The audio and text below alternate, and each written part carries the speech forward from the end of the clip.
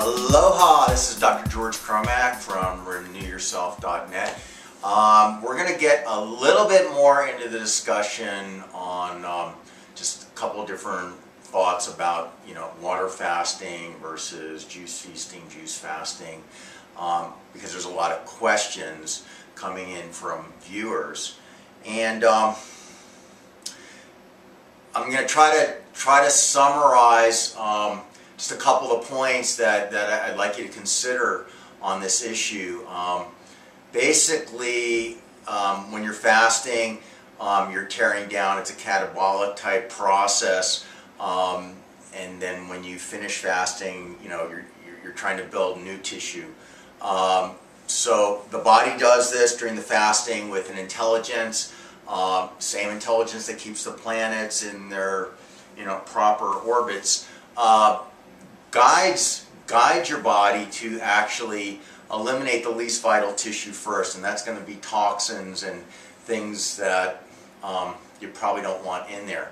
The problem being, water fasting can accelerate this, so you're cleansing and going through this catabolic, breaking down the old diseased tissue, and it can be faster, and then you go into a phase of rebuilding. The problem being is that many of you that are starting to cleanse and get into live foods are already depleted from your former diet. So you're depleted in minerals, depleted in nutrients, although you do need to detoxify.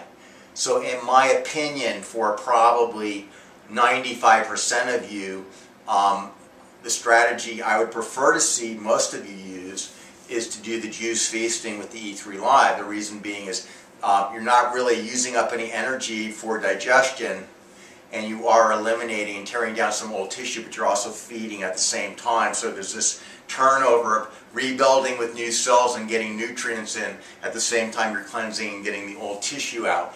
And I would prefer to see most of you get to a point where you could actually do maybe a 10 to 14 day juice feast on E3 Live and fresh juices at the changing of the seasons pretty easily before you start talking about water fasting anything over 3 days, and or eventually getting into a longer juice feast of maybe like 30 days, depending on your particular situation, your weight, and doctor's recommendations. But I think if you do that, you'll be in a much better position to actually enjoy a water fast better, and to have some of the spiritual sides of it, where it's you're not really detoxing and weak, you're just really clear, and you can do more meditation, and it's just better for union.